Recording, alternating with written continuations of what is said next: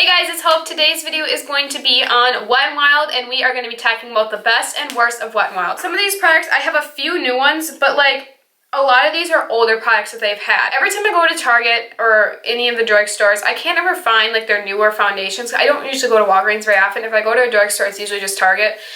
So I need to get to like Walgreens to pick up their new it's not really new anymore because everybody talks about it, but the Photo Focus foundation, the Photo Focus concealer, pressed powder. I don't have any of the Mega Glow highlighters or any of that unicorn highlighter. I do want to try those Color Icon pigments. I have a few like new things. I don't have any of the cushion highlighters or any of that. I do have a few new products from them to share with you, but a lot of these are kind of older products as well, and I am just going to be sharing you the best and the worst. But like I said, I don't have a lot of new products, so if you're here to kind of learn about the foundation or any of that, then stay tuned for that because I will be picking some of that stuff up to review for you, or if you want to. Otherwise, I feel like there's so many reviews out there, I don't even know if I need to do like a review on that. But I do have some good products to share with you, and also a few that are kind of okay, and yeah, let's hop right in. Let's start with the newer ones because you guys have probably heard about these a lot, and then we'll kind of get through those and then do older ones.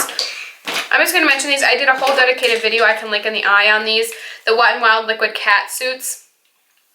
These are just a liquid lipstick. I have 5 shades. They're not bad at all. I think they're very nice, but I'm kind of over the whole liquid lipstick thing, and they do dry down matte, and they do last quite a while. They're not the most drying things I've ever worn. I like these are probably my favorite liquid lipsticks from the drugstore, and they're only $5, which is what I really love about them.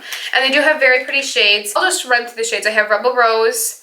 I have Give Me Mocha. I didn't have all these shades in that video. I think I only had 2, but you can still see me demo it. I have Missy and Fierce, Berry Recognize, and Video Vixen. I don't like Video Vixen really that well because it's kind of patchy, but all the other ones I do really enjoy. I consider that a good thing from the line because I have purchased 5 of them. Another product that is newer is the Gel Lipliner from them. I have it in the shade Gone Burgundy. I really like this shade a lot. It's a very creamy lip liner. I love this. I want to get more shades. It's very inexpensive. I want to get a red one of this. I want to get a bunch of shades of these because I really like this. This is the only one I have, and this is the only shade I have, and I really do enjoy it, and I want to get more shades because it's really good and one of my favorites from the drugstore. Another newer product is the Wet n Wild, of course, the Makeup Stick Highlight. So this highlighter, it's just a stick highlighter that you can kind of roll up. It's pinky tone. It's in the shade When the Nude Strikes. They have like concealers of this. I have not tried that, but they have this kind of very pretty highlight. It does swatch very nicely. I do have it underneath highlight today, but what I did is I just took my Stain Beauty Blender and I just kind of swatched it on my hand like this, and then I just took it like on the Beauty Blender and I like dabbed it on my skin, and I think it performed very nicely. I don't love this. It's not my most favorite, and it does, like, if you keep blending, it will kind of eventually wear away, but you can draw it on your face and blend it out. I don't think it works as well doing that. That's why I like to do it on my hand. I think it's very nice. It has a nice shine. It's a very pinky though, so if you don't like a pink highlighter, you won't like this. I don't think it's anything bad. I'm not really a huge cream highlight person. I usually just go for powder, probably because it's more summertime. In the winter, I will go for more cream.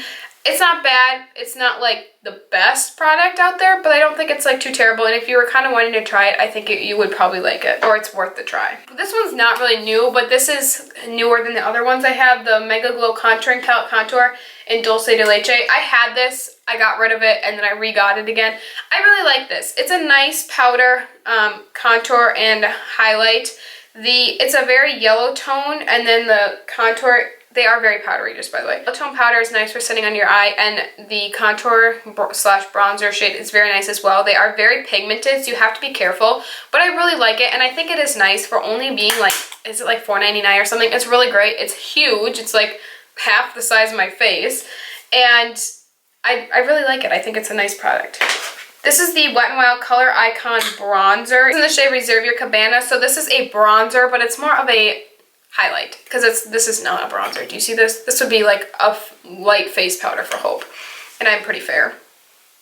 It's really just a light powder, but it is so nice to have just to kind of lighten the cheek like on the cheekbone. So if you're wanting something that's gonna just kind of illuminate like the top of your cheekbones, but you don't want like a shimmery strip of highlight kind of like I have today because I'm filming, so it's intense. And you don't want anything to be like emphasizing your pores, and you just want a nice glowy thing on your just a nice glow on your cheekbones that are not going to stand out a whole lot, but you'll be able to notice it if you kind of turn to the side, and it's for work or an everyday basis, school, whatever. This is a really great option, and it's only a few dollars, and I really love it for that. And yeah, it's got SPF in it too, so you can make sure that this part of your face is shielded from the sun. They're classics. This is an old packaging of this blush. This is just the Color Icon blushes, and I don't really use this one that often. This is in the shade Pearlescent Pink. Not a big blush person, but this is a very pretty shade. I really like it. It's kind of like a corally shade. I've heard this is a dupe for the NARS Orgasm. I think the Orgasm has a little more shimmer in it. I don't see... maybe a little bit of sparkle, but not really in this swatch. There's not a whole lot of sparkle. It's very pigmented, so if you're wanting a pigmented blush, this is really great. And it's only $2 or $3.99. They do have the ombre blushes. I haven't tried those. Just the shades haven't really appealed to me. And I'm not really a person to go out and buy blush because I don't really love blush. I'm not just a...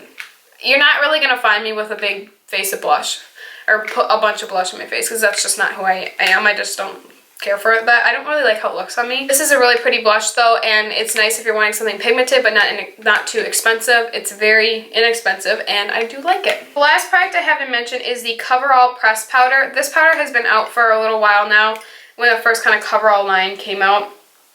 I have in the shade Light. I have hit pan on this clearly. It's a very nice, pretty thin powder. It adds a little bit of coverage, so it's not that thin. And I think it's nice. It's not like anything mind-blowing.